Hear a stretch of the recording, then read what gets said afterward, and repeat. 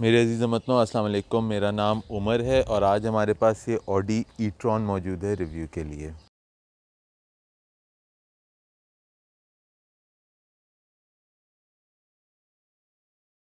हमारा Instagram बैम wheels के नाम से है और अगर आपने अभी तक हमें इंस्टाग्राम पे फॉलो नहीं किया तो आप कर सकते हैं देखने के लिए कि आने वाले वक्तों में हम कौन सी गाड़ियों के रिव्यूज़ आपके लिए लेकर आएंगे। उसके अलावा हमारे जो फेसबुक के कम्युनिटी ग्रुप हैं, जो टिकटॉक की आईडी हैं, जो सारी हमारी बाकी चैनल्स हैं, उन सबके लिंक्स डिस्क्रिप्शन में दिए हुए हैं। आप हमें ज्वाइन कर सकते हैं अगर आप हमारी कम्युनिटी का एक हिस्सा बनना चाहते हैं। ये गाड़ी जो है ये एक अदद एसयूवी है ऑडी की, जो कि इलेक्ट्रिक व्हीकल है। ऑडी की पहली ऑल इलेक्ट्रिक व्हीकल ये है जिसको मतलब design from ground up as an electric vehicle किया गया था। इससे पहले कुछ लिमिटेड टाइम के लिए जो ऑडी R8 है वो इलेक्ट्रिक व्हीकल में आ चुकी है ऑडी की तरफ से, लेकिन ये गाड़ी पहली है जिसको as a electric vehicle design किया गया था। ये कोई Q5 का इलेक्ट्रिक वर्जन या Q7 का इलेक्ट्रिक वर्जन नहीं है, ये गाड़ी बनाई ही इलेक्ट्रिक व्हीकल के तौर पे गई थी। जब हमने टेस्ला का रिव्यू किया था उसके बाद आप में से बहुत सारे लोग चाहते थे कि इस गाड़ी का भी रिव्यू किया जाए, तो आज देखते हैं इस गाड़ी में क्या क्या खसूसियात हैं और उसके बाद इसको एक टेस्ट ड्राइव के लिए लेके निकलेंगे, देखने के लिए गाड़ी चलने में कैसी है।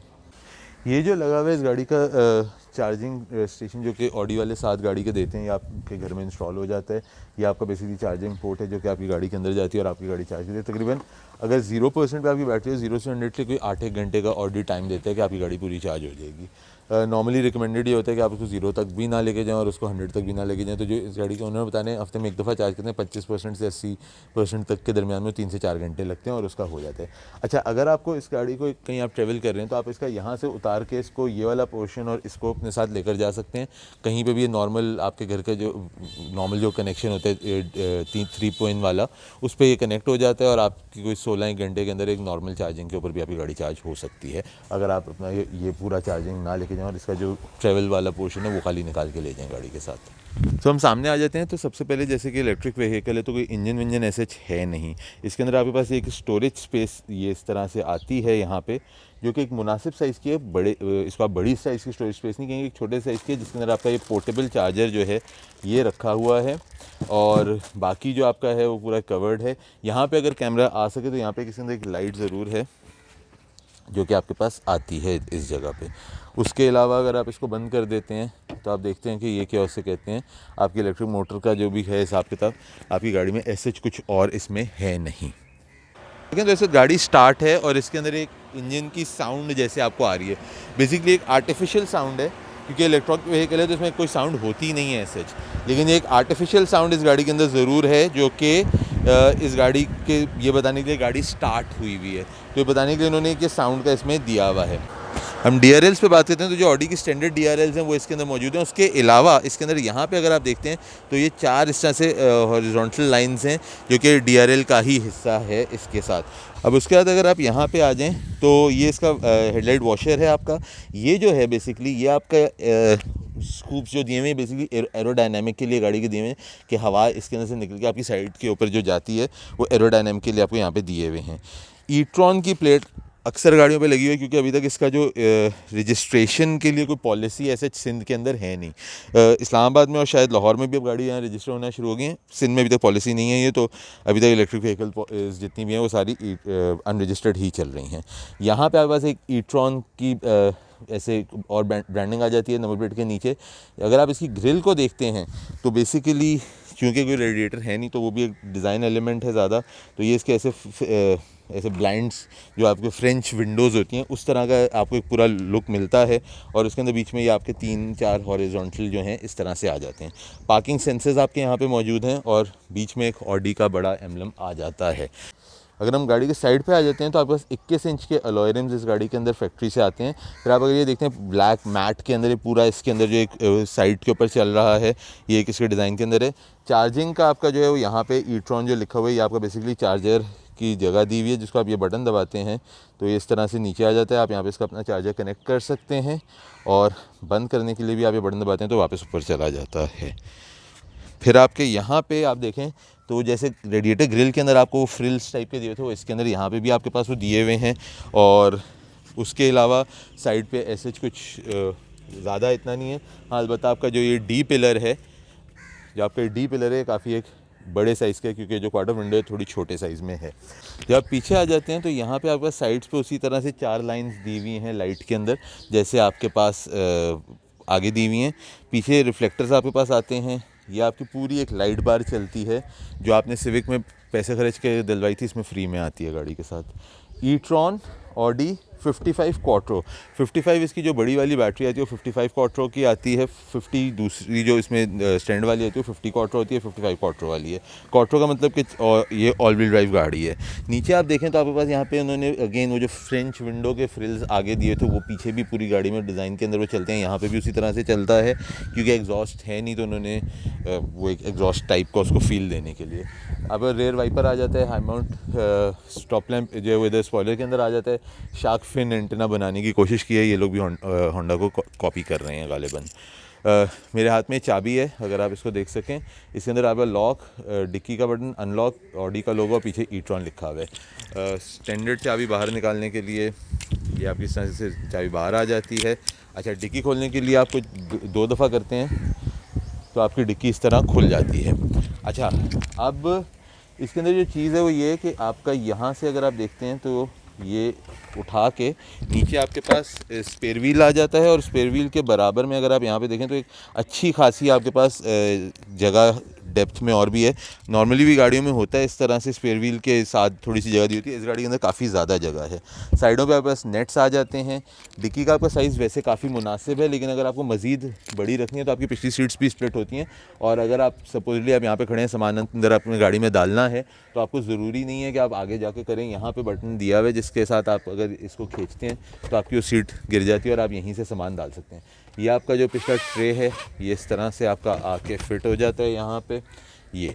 अच्छा, डिक्की का जो फ्लोर है इसके ऊपर अगर मैं थोड़ी सी बात करूँ तो थोड़ा सा हाई उस पे है, तो अगर आप कोई सूटकेसेस वगैरह इसमें अंदर डाल रहे हैं तो यहाँ पे तो उन्होंने ये मेटल का एक प्लेट दी हुई है जिससे आपके निशान नहीं पड़े। लेकिन बम्पर के ऊपर मुझे लगता है कि अगर कोई भारी सूटकेस होगा और रखने उतारने में बम्पर पे शायद आपके निशान आ जाएं, बिकॉज जिस तरह की वो हाइट है वो उठाने में या निकालने में शायद लगे। तो ये एक चीज़ ज़रूर है। डिक्की बंद करने के लिए आपके पास यहाँ पे बटन दिया हुआ है जिसको आप दबा के डिक्की बंद भी कर सकते हैं। इस गाड़ी के अंदर जो आपके पास एंटर आप होते हैं, सबसे पहले जो आप चीज़ देखें, Bang & Olufsen का इसके अंदर आपका साउंड सिस्टम डला हुआ है, जो कि एक एक्स्ट्रा ऑप्शन के तौर पे आता है, वो इस गाड़ी के अंदर मौजूद है। दरवाजे की अगर आप पॉकेट के ऊपर देखें तो काफ़ी बड़े साइज़ की डोर पॉकेट है। यहाँ पे आपका डिक्की का बटन है और मेमोरी सीट के आपकी जो 2 सेटिंग्स हैं वो यहाँ आ जाती हैं। क्रोम के आपके जो पावर विंडो वगैरह के जो बटन हैं वो थोड़े से डल मैट क्रोम में है, और मिरर के भी कंट्रोल्स यहीं पे आ जाते हैं। डोर हैंडल अगर आप देखें तो इससे बड़ा ऐसे एक कोई फैंसी सा लगता है, और ये डोर हैंडल है ये बेसिकली इलेक्ट्रॉनिक है। जैसे आप नॉर्मल गाड़ी में खोलते हैं और आप इसको खींचते हैं, इसके अंदर वो वाला सिस्टम नहीं है। अगर आप इसकी आवाज़ भी सुने तो इसको मैं हल्का सा करता हूँ तो इसमें एक आवाज़ आती है, आप जब इसको यूँ करते हैं तो वो अनलॉक हो जाता है, फिर आप धक्का देकर दरवाजे को खोल सकते हैं।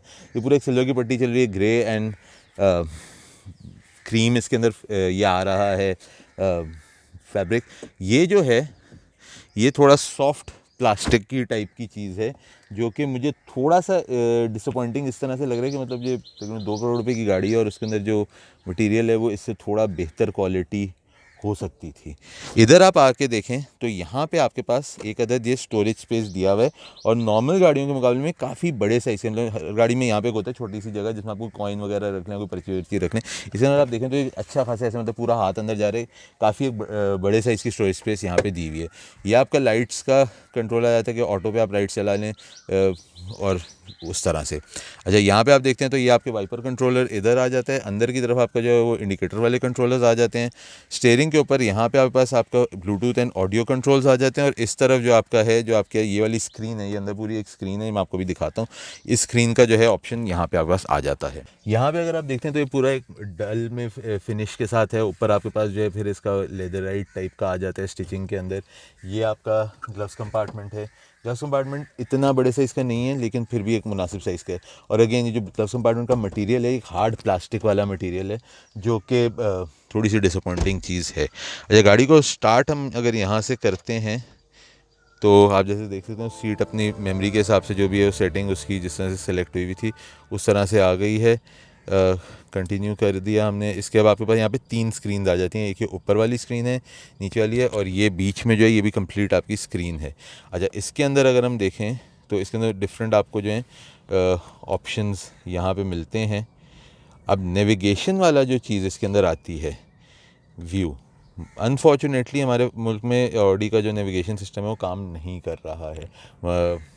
ये मतलब एक काफ़ी वो डिसअपॉइंटिंग सी चीज़ है कि इस गाड़ी का जो नेविगेशन सिस्टम है किसी भी ऑडी का हमारे यहाँ पे काम नहीं करते। फ़ोन वगैरह आपका आ गया, मीडिया सोर्सेज आ गए, या आपकी गाड़ी की शॉर्ट टर्म मेमोरी आपको दे रहा है, तो काफ़ी सारे इसके अंदर आपको ऐसे ऑप्शंस मिल जाते हैं। यहाँ पे अगर आप देखें तो अभी जैसे गाड़ी खुल बंद हो रही थी, अभी आपकी एजम्पशन दे रहा है, स्पीड, ये मतलब काफ़ी सारे ऑप्शन ऐसे आपको यहाँ पे दे रहे हैं जो हम जब गाड़ी चलाएंगे तो उसके अंदर आपको पता चलेंगे। अब यहाँ पे अगर देखते हैं तो आप यहाँ पे पेडल शिफ्टर्स दिए हुए हैं। तो इलेक्ट्रिक गाड़ी है, इसमें बेसिकली जैसे गेयर्स का सीक्वेंस होता नहीं है, ये मोर ऑफ अ गिमिक है। लेकिन हाँ, अगर आप इसको ब्रेक गाड़ी करना चाहें तो आप इसको गियर डाउन करके भी गाड़ी की स्पीड जो इसकी रीजेनरेटिव ब्रेकिंग आती है उसके थ्रू भी आप इसको कर सकते हैं। इसमें ये आ नहीं रहा था। तो ये वाला जो आपका पैडल शिफ्टर है माइनस वाला, आप रीजनरेटिव ब्रेकिंग सिस्टम जो इसके अंदर आता है उसके थ्रू आप इसको रोकने के अंदर काम कर सकते हैं।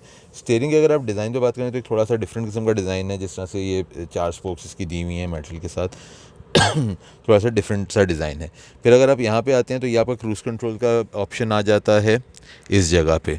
अच्छा, इस गाड़ी के अंदर अगर आप वैसे नेविगेशन चूँकि चल तो रहा नहीं है हमारे मुल्क के अंदर, लेकिन अगर आपका सपोजिटली नेविगेशन चल रहा होता, आप इस पर सर्च के ऊपर आ जाते तो आपका जो नीचे वाली स्क्रीन है ये पूरा आपका एक टच पैड बन जाता है। तो आप लोकेशन के तौर पे अगर आप यहाँ पे डालें DHA तो आपका जो है वो ऊपर वाली स्क्रीन के अंदर DHA आपका आ जाता है, जो कि बड़ी मज़े की एक है ऑप्शन। बट अनफॉर्चुनेटली इन गाड़ियों का जो नेविगेशन है वो हमारे मुल्क में चलता नहीं है। नीचे आपका जो है, अगर आप देखते हैं नीचे वाली स्क्रीन पे, तो ये आपका मोस्टली जो है AC का लिए दिया हुआ है। इसमें 4 जोन क्लाइमेट कंट्रोल आपका आता है। बेसिकली हर पैसेंजर का अपना अलहदा से क्लाइमेट कंट्रोल है।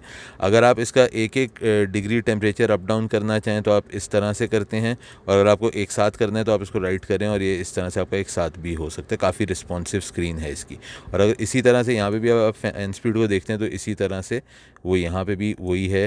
आप इसको बढ़ाते हुए और आप चाहें, ये आपका निकला है और आप यहाँ से इसको ऊपर नीचे कर सकते हैं। अच्छा, AC के अंदर इसके पास अंदर आपके पास ये ऑटो का फ़ीचर आता है जो कि आपके टेम्परेचर के हिसाब से गाड़ी खुद ही सेट करता है। और अगर आप फ़ैन को मैन्युअली कंट्रोल करना चाहें तो आप यहाँ से कंट्रोल कर सकते हैं। फिर इसमें AC के अंदर आपका AC इकोनॉमी, AC और AC मैक्स, ये 3 किस्म के AC इसमें आते हैं। अच्छा, फिर आप अगर ऊपर वाली स्क्रीन पे वापस जाते हैं, सॉरी उससे पहले आप नीचे आ जाएं। यहाँ पे ये आप अगर देखें तो ये आपको पार्किंग सेंसर का, अगर आप यहाँ पे देखते हैं तो आपको पार्किंग का बटन आ जाता है, पार्किंग सेंसर वाला। इसको हम दबाते हैं तो आपके यहाँ पे कैमरे आ जाते हैं। अब कैमरे में आपका टॉप व्यू आ रहा है और आपके सामने वाला कैमरा ऐसा दिखा रहा है। अगर हम इसमें 3D वाले कैमरे के अंदर चले जाते हैं तो ये आपकी बेसिकली गाड़ी को जो है 3D जोन में आपको दिखा रहा है, आपकी गाड़ी के आसपास क्या है क्या नहीं है, इस वक्त पीछे से आपकी गाड़ी। और ये इतना डिटेल्ड है कि अगर मैं इस गाड़ी के इस वक्त इंडिकेटर लाइट को ऑन करता हूँ तो आप देखें इंडिकेटर भी इसका मुझे लाइव चलता हुआ दिखता है स्क्रीन के ऊपर। तो ये एक मतलब बहुत ही मज़े की इस गाड़ी के अंदर चीज़ आ जाती है। अच्छा, इंजन स्टार्ट का बटन आपका यहाँ आ जाता है। ये आपका गियर है। गियर का ये जो पूरी चीज़ है ये अपनी जगह से हिलती नहीं है।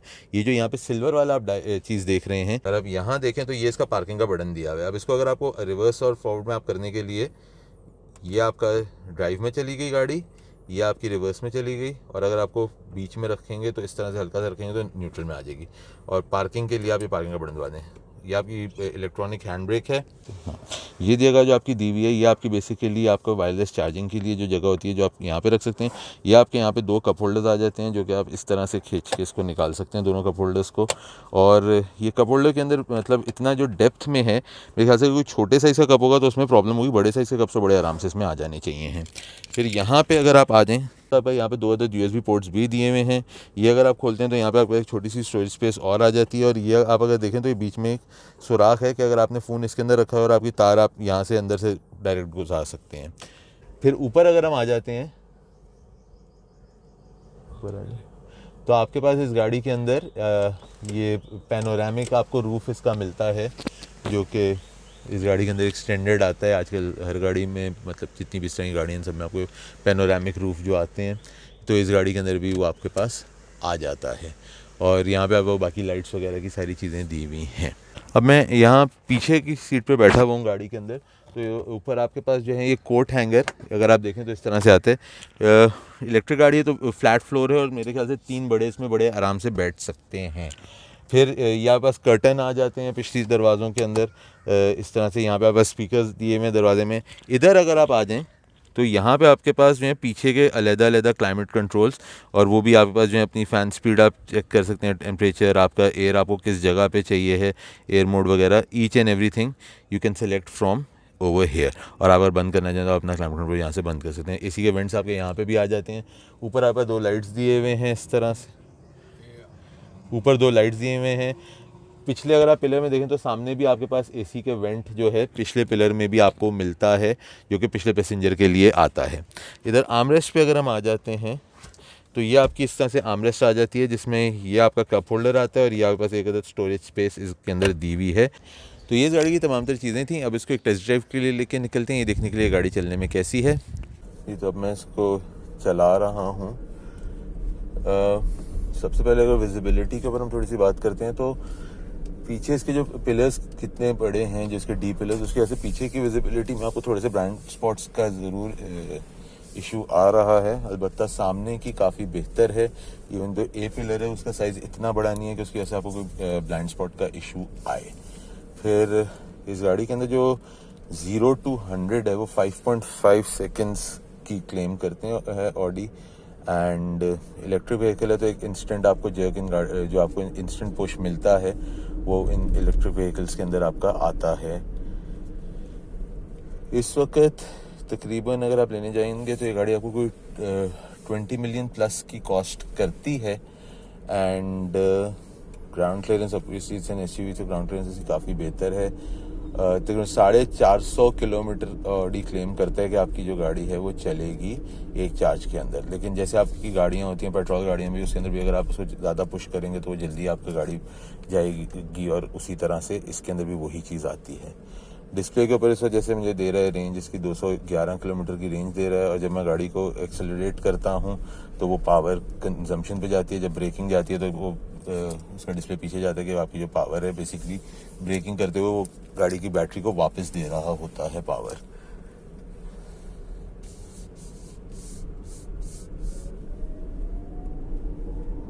गाड़ी के अंदर एक्सेलरेशन के ऊपर अगेन काफ़ी स्मूथ एक्सेलरेशन है। एंड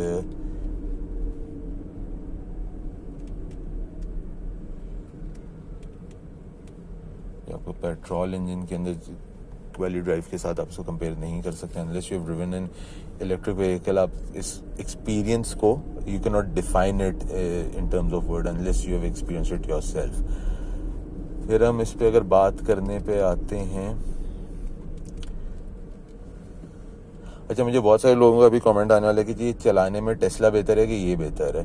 तो उसका जवाब ये है कि देखो दोनों गाड़ियों की डिफरेंट टोटली डिफरेंट एक मार्केट सेगमेंट या लीग जो डिफरेंट है। हाँ प्राइस पॉइंट्स दोनों गाड़ियों के मिलते जुलते हैं, लेकिन जिस प्राइस पॉइंट में ये गाड़ी आपको ब्रांड में मिलती है और तुम्हें टेस्ला आपकी जो आएगी वो यूज गाड़ी आएगी, तो आप उस तरह से प्राइस पॉइंट पे भी इसको कंपेयर नहीं कर सकते हैं। देन टेस्ला जो मॉडल एस हमने रिव्यू की थी वो एक सेडान थी, ये एक आपकी क्रॉसओवर एसयूवी है, जिसकी वजह से आपकी जो कंपैरिजन उस तरह से बनता नहीं। हाँ ऑडी जो इनकी जीटी ई-ट्रॉन जीटी आ रही है वो एक दफ़ा है तो उसके साथ हम इसको ज़रूर कंपेयर कर सकेंगे कि and we'll have a better comparison as in apple to apple का कंपैरिजन होगा। इसके अंदर अगर हम कंपैरिजन करेंगे तो ऑब्वियसली इस गाड़ी का जो सेंटर ऑफ ग्रेविटी है वो टेस्ला के मुकाबले में ऊंचा है, तो इसमें आपको उतना पुश नहीं मिल सकता, वो आप एक्सपेक्ट भी नहीं इस गाड़ी में से कर सकते हैं। बाकी ऑडी इसकी जो आपको 7 साल की वारंटी देता है इस गाड़ी की। इसके अंदर आपके जो पार्ट्स हैं, इसे मेंटेनेंस इलेक्ट्रिक व्हीकल है तो आपको कोई रूटीन मेंटेनेंस इसमें होती नहीं है। आपके सिर्फ टायर्स का, ब्रेक पैड्स वगैरह का ये आता है। उसके अलावा आपका जो वाइपर फ्लूइड डलता है, इंजन ऑयल वगैरह और इस तरह की कोई चीज़ इसके अंदर आपके पास नहीं आती है। तो ऑल इन ऑल ये वाली जो 55 क्वार्टरो है ये इस वक्त आपको कोई 2+ की पड़ती है। अगर आप वो इसमें 50 क्वार्टरो लेते हैं वो कोई 1.25 की पड़ती है। बाकी फीचर्स वगैरह के अंदर मोरलेस पूरी गाड़ी में वो मिलते जुलते फीचर्स हैं। जो इसके अंदर आपको एक्स्ट्रा आते हैं that is the bigger battery with better horse power and all of that. तो ये हमारा रिव्यू था इस ऑडी ई-ट्रॉन का। आपको कैसा लगा कमेंट्स में ज़रूर बताइएगा। अपना और अपने घर वालों का ख्याल रखिएगा। अगली दफ़े के लिए अल्लाह हाफ़िज़।